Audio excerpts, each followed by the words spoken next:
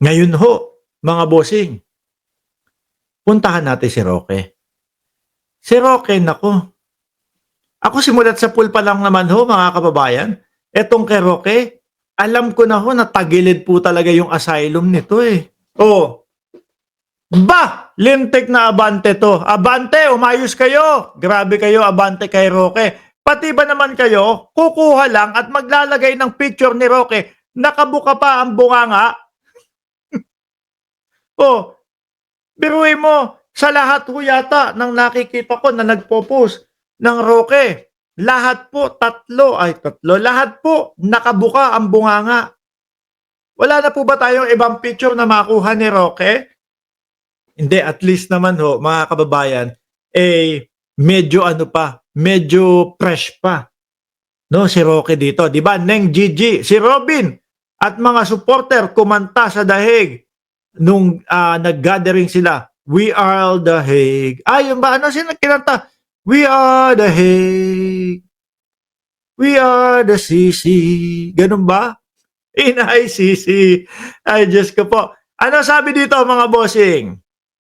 Naniniwala si Justice Secretary Jesus Crispin Remulla na ibabasura ng Netherlands ang hiling na asylum ni dating presidential spokesperson Harry Roque dahil mahigpit ang bansang ito sa human trafficking. O, ayun naman pala. Di ba? Ayun naman pala. At syempre mga kababayan, pag naipaliwanag ng maayos ng Pilipinas ang stand no sa tungkol sa human trafficking ni Roque, laglag ang asylum na hinihingi nito. Laglag ang asylum na hinihingi niyan. Bakit to, mga kababayan?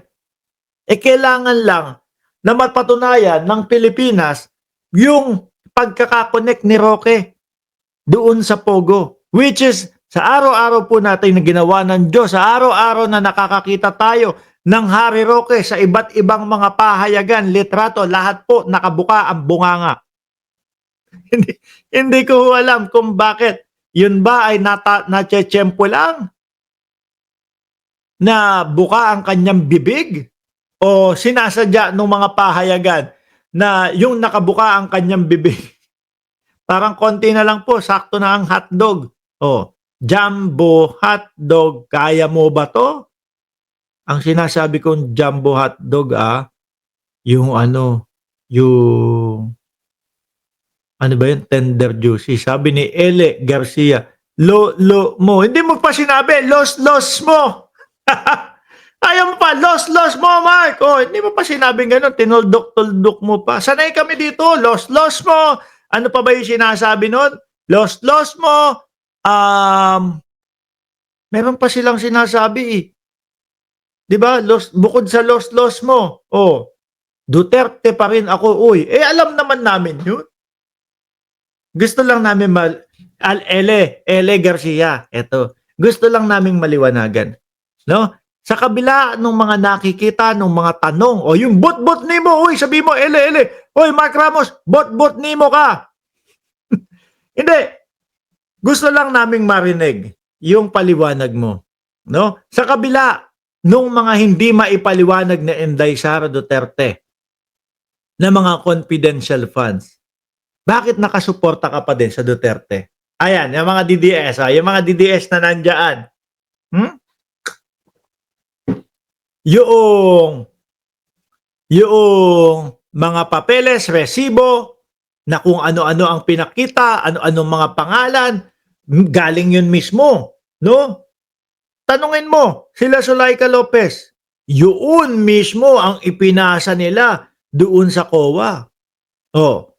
Department of Education, yun mismong mga resibo na Kokoy Villamin at kung ano-ano pang Jugs de Asim ngayon Marian Rivera at Chel Jokno, sila nagpasa doon. Diba? Ngayon, sagutin nyo, bakit hanggang ngayon suportado nyo si BP Sara? Suportado nyo yung mga Duterte? Kanina pa ako halos meron 30 segundos yata akong nagpaliwanag doon para sagutin. Mukhang wala akong mare-receive na sagot dito Oh, balik tayo kay Roque. Sabi dito, mahigpit ang bansang Netherlands sa human trafficking. Eh yun yung kaso ni Roque, no? Ako naniniwala ako etong ano ni Roque, asylum ni Roque, wala ako pupuntahan to, no? Ang magiging happiness lang ni Roque dito eh yung tamang pag-aantay po, no? Yung pinagmamalaki niya na 1.5 taon, 1.5 taon na waiting time habang hinahantay kung granted or denied yung kanyang hinihinging asylum. Pero po, sa nakikita naman natin, lalong-lalo na tayo, alam natin lahat, mga bossing. Eh, wag mo sabihin BO-BO yung mga taga-Netherlands at hindi nila maiintindihan yung pagkakasunod-sunod ng mga nangyayari.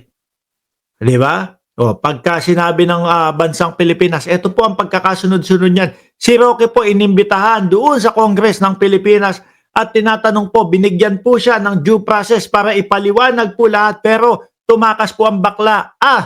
Tumakas po si Roque. Kasi naman kayo kung ano-ano yung mga kino-comment nyo dyan. Kanina si Sir Junior, meron pang nilagay na comment, chupa chups daw, lollipop daw. Oh. Di ba? Tumakas ho, mga kababayan. Doon nag-umpisa lahat. Na tinatanong lang naman, yung pera mo ba galing sa totoong kumbaga napagbentahan nyo ng mga kalupaan at kung ano-ano pa. Sabi niya, oo daw, may papeles, dokumento. Dadalin daw sa susunod na hearing. Ayun, yung susunod na hearing, hindi na po nangyari mga kababayan. Tumakas na po si Roque, lumabas na po si Roque. Di po ba?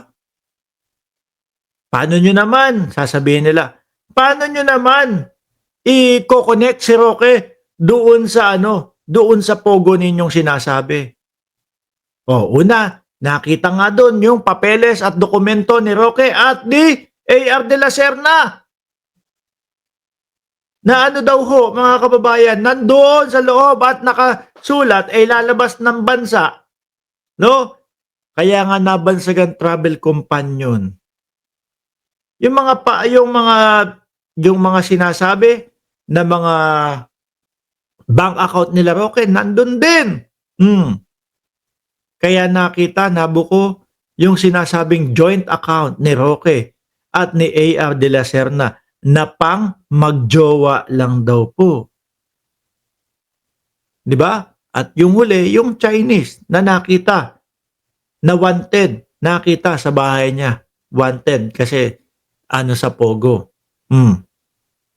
Sasabihin ng The Netherlands, konektado pala talaga tong tao na to eh. No? Tapos makikita nila yung Pogo meron silang mga torture hub at sila po ay kumukuha ng mga tao galing ibang bansa at ayun, pagka hindi sila sinunod, ikukulong na po sila sa loob. Sasaktan po sila. Ang pinagmamalaki naman po ni Roque, mga kababayan, siya daw po ay hindi nag-recruit. Natural. Nandun ka sa taas eh. No? Hindi naman pwedeng ikaw pa yung mag-recruit. May mga magre-recruit dyan. Ang pinag-uusapan dito, yung connection mo sa Pogo, kung paano ka mako-connect. Ayun. At ito nga ho, mga kababayan, yung isang kasapakat nila Roque, pasok na ho sa banga. Huli na po, mga bossing. Ang nakikita ko dito, malapit-lapit na po. No?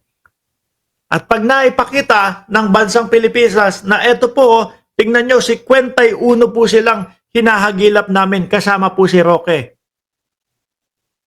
Mas sasabihin ng Netherlands, oo nga no, hindi naman talaga siya ginigipit ng bansang Pilipinas. Tumakas lang talaga tong si Roque.